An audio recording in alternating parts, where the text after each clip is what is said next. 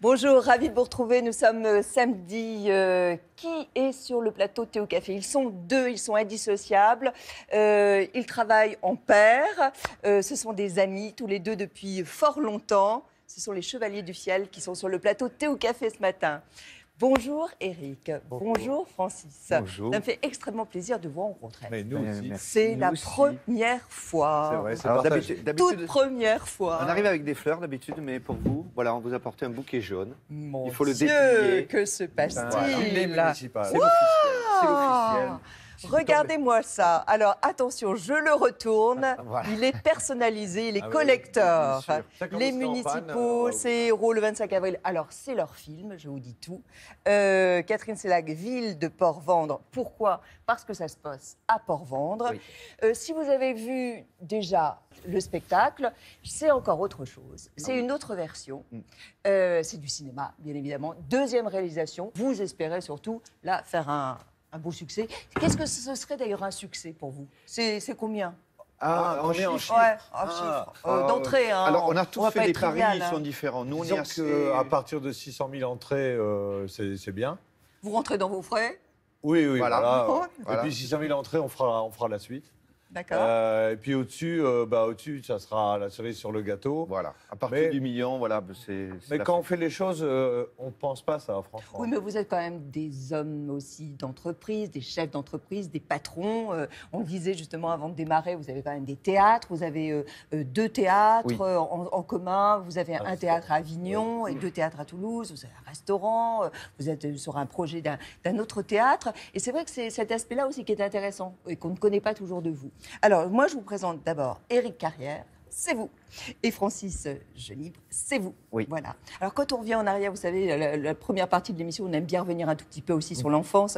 Vous allez un peu planter le décor de votre enfance. Vous, Éric, vous avez grandi alors, dans un collège. Oui. C'est-à-dire que vous avez habité un collège. Oui, dans des en raison, collèges. quoi, du rôle de votre mère. Quoi, la Mon fonction de père, votre oui, mère et mon de père votre a père. été principal de collège. Ma mère était instite. Donc, ils avaient un logement de fonction. Donc, j'ai habité dans plusieurs régions de France. J'ai passé mon enfance. Enfin, Mais c'est traumatisant, ça, non? ce qui est traumatisant, c'est moi, j'avais ma mère en cours. Et c'était une institutrice à l'ancienne. Quoi. Ah. C'est-à-dire, ça rigolait pas tout le temps. Donc, c'était génial, mais en même temps, un peu traumatisant. Après, mon père, j'ai eu en cours comme prof de français.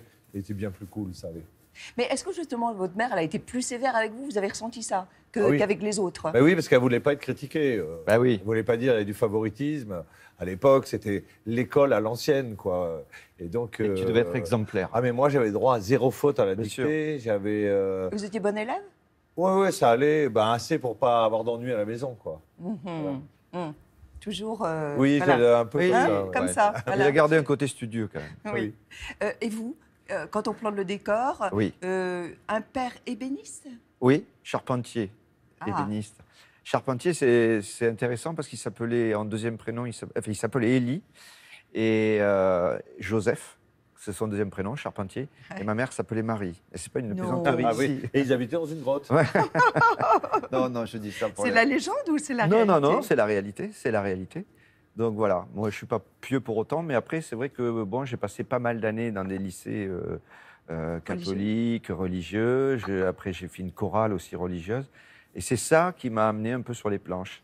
C'est que mes parents très jeunes m'ont placé dans une chorale et voilà. Qui est qui? Oh, alors ça C'est c'est vous collector. Oui, bien sûr, c'est moi avec votre ma mère, maman voilà. Et la dauphine, Ah, ça c'est Elle de était de suite. quelle couleur? Elle était vert pâle.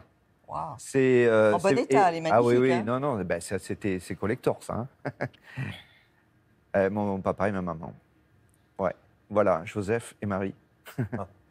Joseph et Ils sont Marie en là. bagnole, c'est rare. Ouais, Vous- c'est émouvant parce que bon, ils sont C'est hélas parti. plus avec nous, mais Ils- j'aimerais bien qu'ils voient tout ça. Il serait fier? Fier de quoi? Bon, ils seraient fiers de me voir heureux déjà, Mm. et puis fiers aussi d'avoir voilà un garçon qui a réussi, quoi, enfin réussi dans ce qu'il voulait faire. Parce que je savais pas exactement que j'allais être comédien, parce que ça c'est la rencontre avec Eric qui a déterminé ça.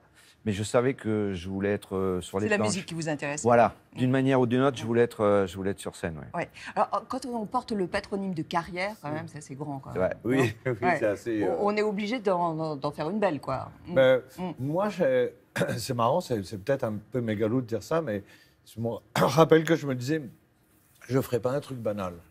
Je ne me voyais pas faire un truc banal. Ou alors rien faire, ou pas un truc banal. C'est-à-dire se distinguer des autres? C'est pas se distinguer, c'est que la chose qui m'effraie le plus partout avec les gens et dans tout ce que je fais, c'est l'ennui. Et tout ce que j'imaginais de normal m'ennuyait.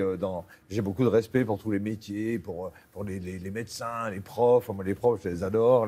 Mais je me dis non, tu vas t'ennuyer. Là, tu t'ennuieras. Là, tu vas t'ennuyer. Alors, quoi faire? Je n'avais pas. Juste, j'écrivais depuis toujours, toujours. En quatrième, j'écrivais des rédactions en alexandrin. Parce que c'était ma passion d'écrire. Donc la sociologie, vous les beaux-arts, c'est quoi, pour rassurer les parents? Oui, voilà. Moi je disais à mon père, j'arrêterai quand j'aurai plus de diplômes que toi. Et puis comme ça, on parlera d'autre chose.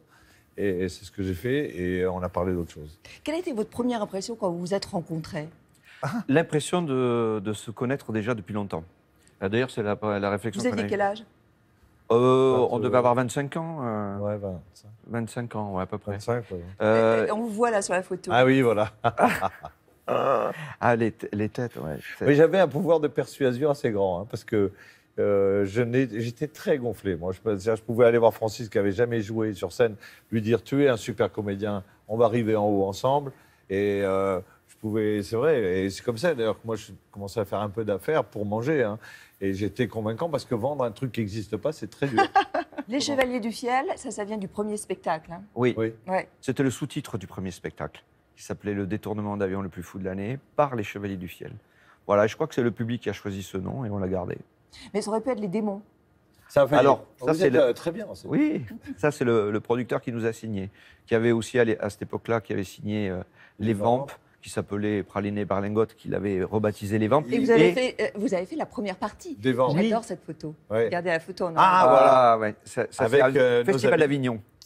On a commencé avec elle. 95. Oui, on Ouais. se connaît depuis toujours. On a fait 15 jours d'Olympia en première partie d'elle. Et alors, c'était drôle parce que moi, je coécrivais leur spectacle. Donc, c'était très schizophrénique parce qu'on faisait des premières parties en étant inconnus d'un spectacle connu que moi, j'avais coécrit. Mais bon, c'est la vie Ouais, d'artiste. c'est Hein, ça, Votre parcours, allez, vous êtes d'accord pour revenir un peu en arrière avec Julie Mareuil?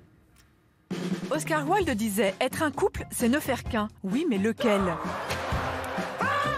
Ces deux-là ne font qu'un depuis 35 ans, mais lequel? Arrête, tu m'excites. On hésite un peu avant d'opter pour le plus grand des deux, Éric Carrière, à l'origine du duo. C'est lui qui m'a convaincu de monter sur scène en tant que comédien et de le suivre. De le suivre dans ses délires et ses galères, des débuts dans des cafés-théâtres vides et une vie des plus précaires avant ce fameux tube en 1996. C'est Éric aussi qui signe l'intégralité des sketchs et qui imagine des personnages tous plus loufoques et déjantés les uns que les autres. Les coiffeuses, Mon Dieu que je suis couille. les conseillers généraux, Votez bien repigné, soyez à l'aise. les chasseurs, Raté. les agents municipaux S'il faut travailler jusqu'à midi 10, on travaillera jusqu'à midi 10. et le fameux couple Lambert. Caricature, cliché, le trait est volontiers grossi mais sans aucune méchanceté. Alors, Magali, c'est mon public. Un public conquis à chaque nouveau spectacle et des salles toujours combles. Des plus grandes scènes françaises à Broadway. À la télé, le duo collectionne les records d'audience et à la radio, tous les matins sur France Bleu, il réunit 5 200 000 auditeurs. Mais derrière les rires, beaucoup de travail car le tandem s'autoproduit et devinez lequel gère la partie business. C'est lui. Mais attention, rien ne se fait sans Francis. Il n'est pas d'accord, même si moi je pense que c'est bien, j'y vais pas. Et quand ils sont d'accord, ils investissent un restaurant, 3 théâtres, l'occasion de programmer des concerts et de lancer des comiques débutants. Éternels complices, ils ne font qu'un, les Chevaliers du Fiel, artistes à part entière et indissociables. Est-ce que vous avez connu, parce que ça paraît comme ça, un long fleuve tranquille, mais vous avez connu beaucoup de déboires, des traversées du désert, des montagnes russes? Après les déboires, forcément, comme on a choisi d'être indépendant très rapidement, après voilà, avoir signé avec un producteur, après on a décidé, Éric m'a dit, écoute, on va tout gérer nous-mêmes et on en sera mieux, on n'en sera que mieux. Mais bon, évidemment, ça a pris du temps et Un peu plus de quelques temps. péripéties.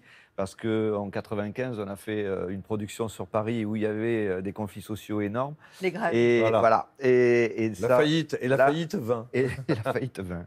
Et la Sauvé dizaine- par un ami qui nous a prêté de l'argent, mais ça, c'est la vie qui est comme ça. Moi, je n'avais pas de doute. Mais quand vous êtes arrivé à Paris, est-ce que vous avez vécu le complexe, vous savez, du provincial? Oh non, mais on ne l'avait pas nous, mais on Non. nous l'a mis en Ouais. tête. Comment? Ça se traduisait comment? Mais ça ne peut pas s'imaginer. Bon, C'est le Moyen-Âge. C'est-à-dire? Ben, par exemple, notre premier article dans le Figaro, le critique du Figaro, comme nous, on est toulousains, on dit beaucoup con et putain parce que c'est une virgule, mais vraiment, c'est une virgule. Donc, dans notre première pièce, il a compté le nombre de fois où on disait con. Et son article dans le Figaro, le premier article, c'est ils ont dit 72 fois con en 1h30. Oui, mais on campait des personnages du Midi et donc forcément ils avaient. Donc, on nous disait qu'avec ce nom-là, cet accent-là et ces non-relations-là, on n'arriverait à rien. Les plus grands nous l'ont dit. Le plus grand qui ne nous l'a pas dit d'entrée, c'est Drucker, qui nous dit vous avez tout pour arriver en haut. Mais c'est vrai qu'on Lui était. être reconnaissant. Bah Bon. oui, oui. Bah, complètement. Vraiment.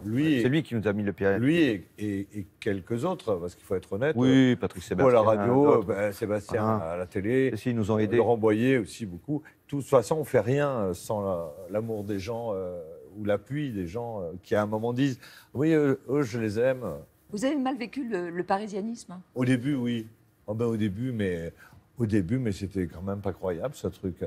On a fait des émissions de télé, de variété, on les a faites, on a fait le sketch qui marchait très bien. Et au montage, on était virés parce que les producteurs, on n'en faisait pas partie. Nous, on disait c'est qui? Ben, ils sont de Toulouse. C'est qui les producteurs? Ben, c'est eux. Et ben, on s'en occupe. Et après, on voyait l'émission passer, il n'y avait pas nous. C'est vrai que sur place, on n'avait personne pour nous défendre. Ouais. Ça, c'est le propre des. J'ai regardé, en fait, Libé s'intéresse à vous seulement l'année dernière, je crois. Il y a eu un premier article dans Libé, non? Oui, voilà. Et dans Télérama, vous y êtes de temps en temps? Oui, ils ont dit Oui. du mal de nous Ah. La première fois, là, pour la radio. Bah, c'est Oui, toute la mais on- différence. Oui, On mais a, bon, vu, on a vu un article. franchement, on est comme tout le monde, on a envie d'être aimé par tout le monde. On n'a rien de. Moi, je lis Libé, je lis Télérama, je vais voir des spectacles. On est éclectique, hein. C'est pas. Mais est-ce que vous comprenez pourquoi? Oh ben non, mais je pense que c'est qu'ils sont limités. Je pense déjà, contrairement par exemple à des émissions comme la vôtre, il y a quand même des émissions où les gens vont même pas voir les spectacles. Nous, il y a des gens qu'on a vu dire oui, c'est quand même limite, ils sont jamais venus, jamais venus. Maintenant, on n'a plus ce problème, on ne vit plus ça. Moi, je dis toujours, on était des ploucs, maintenant, on est devenu un concept. Donc, c'est bien, ils ont trouvé un mot. En 96, c'est l'année de la Céline Camille, hein, de la chanson. Bon, vous sauriez me la chanter, là? Je te Francis, prendrai nu dans la cime Camille. Quand on regarde dans les yeux, en plus, Ensuite? c'est tout un programme. Ouais. Oui, Vos beaux yeux l'inspirent. oui.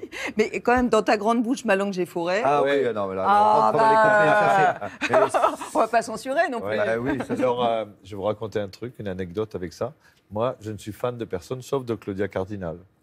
Et quand un jour on devait faire un gala de charité, et il y avait Claudia Cardinal qui était la présidente de la soirée, on ne le savait pas. Donc c'était Brialy qui présentait. Il me dit tu dois chanter la Cime Camille, ça va mettre de l'ambiance, tout ça. Et quand j'ai vu que c'était Claudia Cardinal, je n'ai pas voulu. Parce que devant elle, je ne voulais pas dire dans ta grande bouche. Mais c'est fou cul quand même de Mais votre oui, part. surtout que Brialy, à 5 minutes du truc, m'a dit t'as pas le choix, il faut le faire. Et donc j'ai fait, et Claudia Cardinal, à la fin, m'a dit qu'elle avait beaucoup aimé. Mais quand même, j'étais Mais mal c'est à vrai l'aise. qu'elles sont pas très classes, les paroles. Non, mais On est c'était un d'accord. pub. C'est ouais, il y a un côté provoque et voilà, et complètement lâché. Voilà, c'est pas politiquement Vous correct. la de dire ça. réécririez aujourd'hui? Pas comme ça. Mais j'en écris quand même encore des trucs tendus. Hein. Ouais. Donc, non. Mais il faut voir aussi que on a fait ce métier pour faire ce qu'on voulait, comme on voulait. Donc, par exemple, quand on a fait ce tube, on en a vendu 400 000. Donc, toutes les majors de disques arrivent et disent il faut faire la suite. Et on a eu quand même le courage de dire non, on ne fait pas la suite. Vous n'avez pas trop de limites, hein, parce que quand on écoute les spectacles, on les voit, il y a l'handicapé, il y a le religieux qui est un peu vicieux, il y a le syndicaliste qui est désespéré par sa belle-mère qui n'en finit pas de mourir. Bon, les municipaux, les agents municipaux, on va en parler évidemment avec le film. Il y a Bruxelles aussi qui est la vache à lait. Vous avez des limites quand même? On dit jamais du mal des gens, de quelqu'un nommément. Jamais, jamais. Bon, quelquefois à la radio, mais c'est très, très rare. Ou alors, il faut que ça soit quelqu'un qui vienne extrêmement public, comme Laetitia en ce moment. Va sortir une vanne sur Laetitia. Mais autrement, moi, Quel genre de vanne d'ailleurs vous avez? rends le fric, on lui dit. Non, mais c'est bon. Mais En c'est même pas- temps, c'est gratuit. gratuit. Ça, Mais, mais ça, non, ça la soulage tout le méchanceté, monde. En non, fait. la méchanceté sur les trucs physiques et tout ça. Un jour, il y a une dame, on avait fait un sketch. Où moi, j'avais un bec de lièvre, c'était le sketch, quoi. Et alors, il y a une dame qui a écrit qu'elle nous adorait, mais que sa fille souffrait de ça. et qu'elle avait pleuré en regardant la télé. Elle avait regardé l'émission de Drucker. Elle était touchée. Ouais, elle avait pleuré. Quand on a lu ça, on pleurait. Et on n'a jamais refait ce sketch qui marchait super. Mais non, parce que la limite, c'est la limite. Ça.